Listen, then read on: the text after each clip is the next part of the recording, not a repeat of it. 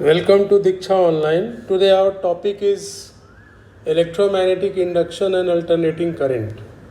A very important topic from any examination point of view.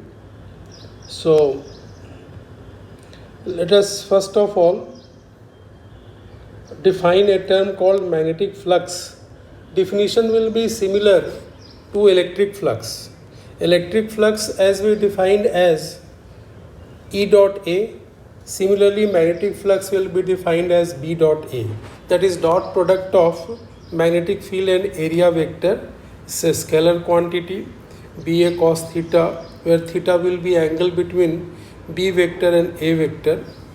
So, for a variable magnetic field, it will be written as integral B dot dA.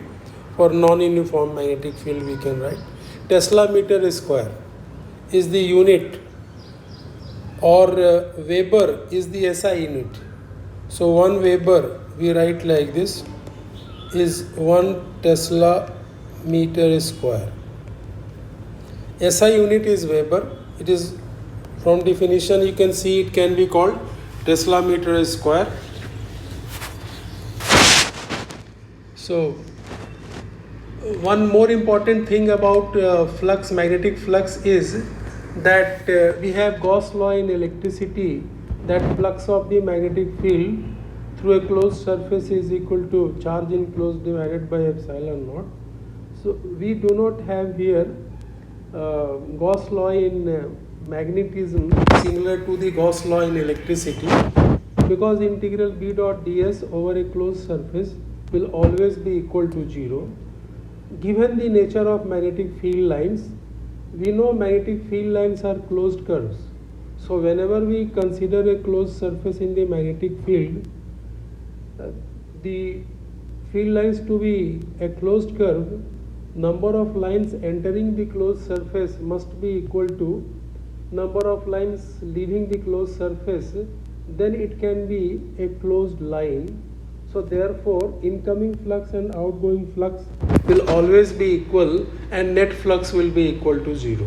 So calculation of magnetic flux, the need arises only for an open surface, never for a closed surface, because for a closed surface this integral B dot ds is going to be 0.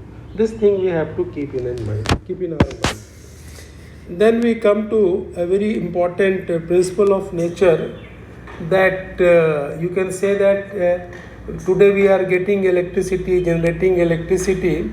It is just because of this knowledge. Faraday's law of electromagnetic induction. Through experiments, Michael Faraday found that if we change magnetic flux through a loop, then EMF is induced in it. And if EMF is induced in it, then obviously if it is a closed conducting loop, current will flow through it, and current flows means we will get electrical power. So this knowledge is a method of generating electrical power. According to his findings, we can put his laws in two parts. First is, an induced EMF is produced whenever magnetic flux linking the loop, closed loop, changes. And second part is, the magnitude of the induced EMF in any circuit is proportional to rate of change of magnetic flux linking the circuit. That is, induced EMF is proportional to d phi by dt.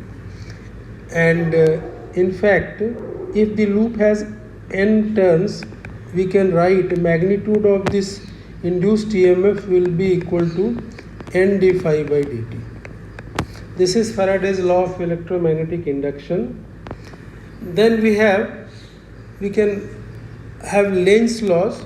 Lenz law helps us to know the direction of the induced EMF or the induced current in the loop. According to this is nothing but law of conservation of energy. We are putting it in different words. According to this, the direction of the induced current will be such as to oppose the change in flux through the loop. So therefore we put here this minus sign and write induced EMF is minus d phi by dt. Negative sign is simply to indicate that the polarity of the induced EMF will be such as to oppose the change in flux through the loop. In fact, Lenz's law is used to find the direction of the induced current in the loop,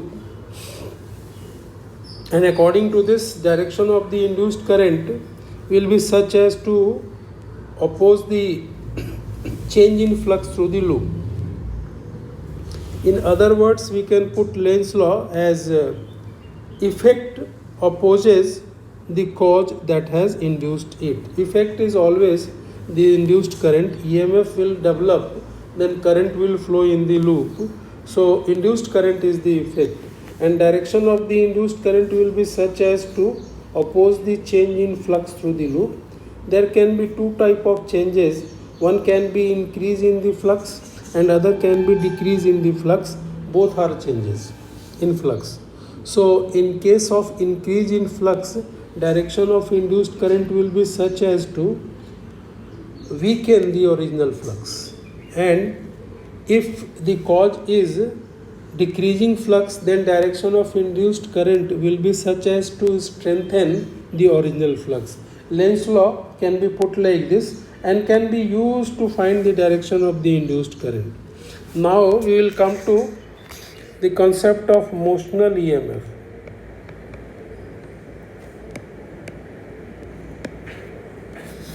We find experimentally that when a conductor is moved in magnetic field, then a potential difference develops across the ends of the conductor, and if this conductor is placed in a closed loop, then this induced EMF will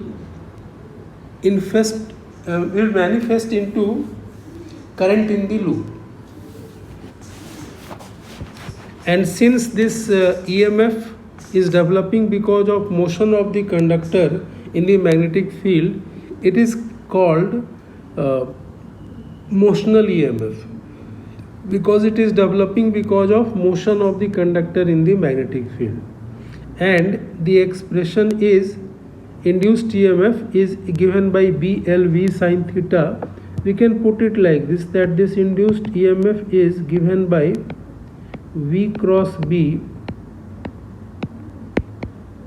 dot dl. V is velocity of the conductor, B is the magnetic field in which the conductor is moving, and dl is the length element of the conductor.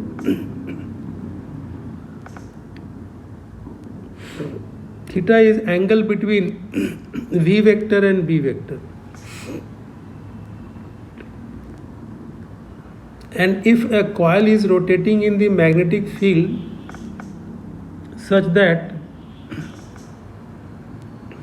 axis of rotation is perpendicular to the magnetic field, then time varying EMF, which is sinusoidal, which variation of which is sinusoidal, is developed in the coil, and the expression is, it is given by E is equal to NBA omega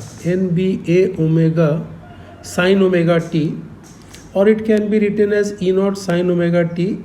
A is here area of each turn, and n is number of turns in the loop. Omega is the number of rotations per second or uniform angular velocity of the coil, and this particular result is called principle of AC generator, because this is the most convenient. According to Lenz's law, we learned that when flux changes through the loop, EMF develops. So this is the easiest method of changing the flux through a loop, that take a coil and rotate it in the magnetic field about one of its diameter. Then angle between B vector and A vector will keep on changing, that is flux will be changing, so EMF will be induced. But induced EMF is just like a sine function of time, so that is why the waveform of the EMF generator is sinusoidal, and this is the most convenient way to change the flux through the loop. This is the method we use to generate electrical power. So the resulting EMF is called alternating voltage. Now we will define very important property of single circuits, that is called self-inductance of the circuit. When current is flowing through a coil and current is changing with time, EMF will be induced in the circuit. This EMF is induced in the circuit due to changes in the circuit current itself, due to the own current of the changes in the own current of the circuit.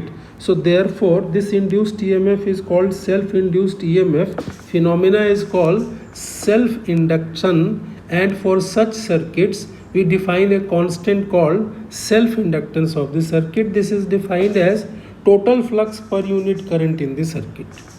Total flux per unit current, phi upon I. Phi upon I, so Weber per ampere. This self-inductance is Weber, unit is Weber per ampere. This is called Henry. SI unit of self-inductance is Henry. And for any circuit, though it is defined as phi upon I, but this does not depend, that is self-inductance of a circuit does not depend upon flux and current. It depends rather on the geometrical dimensions of the circuit, that is shape and size of the loop, in which medium it is kept. It depends upon, these are the things. Geometrical construction mainly, number of turns in the loop, and it never depends upon flux and current. It is a constant for a given circuit. So from this we can write that flux is L into I. If we differentiate it to get, so this will be minus L di by dt. So how much EMF is induced due to the changes in the current, circuit current itself, we can write it as minus L di by dt. A minus sign here of course will be reflection of Lenz's law that gives us the polarity of the induced EMF and nothing else. Mutual induction similarly is defined for pair of circuits. If two circuits are kept close to each other and if current in one is changed with time, then the magnetic field produced by it will also change with time, and magnetic field lines will be passing through the other loop, that is flux will be linking through the other loop. So if we change current in one loop, magnetic flux will change through the other loop, and if magnetic flux is changing with time, EMF will be induced in the loop. So this phenomena is called mutual induction, and the induced EMF is called mutually induced EMF. For such circuits we define a constant that is called mutual inductance of the circuits, and it is defined similarly as self-inductance, that is flux linked. There are two circuits. So one circuit, what we have to do that assume the current in the circuit, and due to that current we find flux in the other circuit. So the circuit through which we calculate the flux is called secondary circuit, and the circuit through which we consider the current is called primary circuit. So mutual inductance of the circuit is defined as flux through the secondary circuit divided by current in the primary circuit. The calculation of mutual inductance is independent of choice of the primary and secondary circuits. Any of the two circuits can be taken as primary circuit and current can be assumed in it, and the other circuit will be secondary circuit. So whichever circuit we make primary, the value of the mutual inductance is not depending on that. It will be the same whether we choose one circuit as primary or the other. So it is a very important point in calculation of mutual inductance that we are free to choose our primary circuit. So of course we will make that circuit as primary circuit assumption of current in which will lead to easy calculation of flux through the other circuit. And mutually induced EMF then can be written as minus M di by dt. Mutual inductance of the two circuits will also depend upon geometry of the loops and orientation and nearness of the loop.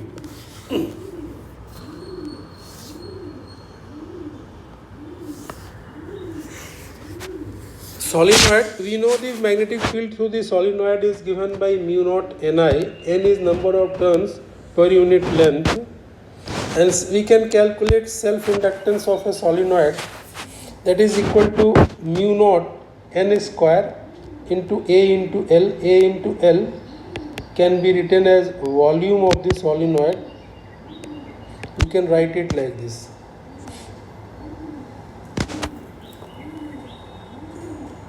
Superconduction loop in magnetic field. So resistance of a superconductor is 0. So induced EMF will be 0. So total flux will be a constant. So flux in a superconducting loop will never changes. Energy stored in the inductor is given by half Li square. And energy of interaction of two loops is I into phi, current into flux. Now come to a very important part, growth and decay of current in LR circuit. So it is given by E by R when the current is increasing with time. It is given by I is equal to E by R 1 minus e to the power minus t. This is the expression. L by R is called time constant of the circuit because L by R will have dimensions of time. And E by R is called the peak current or the steady state current. You can see that this I will be E by R when t is equal to infinity. So that is why it is called peak current or steady current. And from this relation we get the behavior also, that current is E by R at t is equal to infinity. So at t equal to infinity, that is in steady state, this circuit is behaving as a pure resistive circuit because current is I by R as if inductor is not there. So we can conclude that at t equal to infinity, that is in a steady state, inductor behaves as a short circuited wire, that is like a path of zero resistance. Current is rising exponentially. Graphically it can be shown like this. And decay of current, that suppose that the current in the inductor is stabilized, then the battery is removed, inductor acts as a source of current, source of energy, and tries to maintain current in the circuit in the same direction as before. And the expression of the current, instantaneous current, is given by this expression. Current decays exponentially with time according to this equation and becomes equal to 0 at t is equal to infinity. So as the conductor passes through the resistor, the energy of the inductor is converted into heat that develops in the resistor. So now we can come to the questions.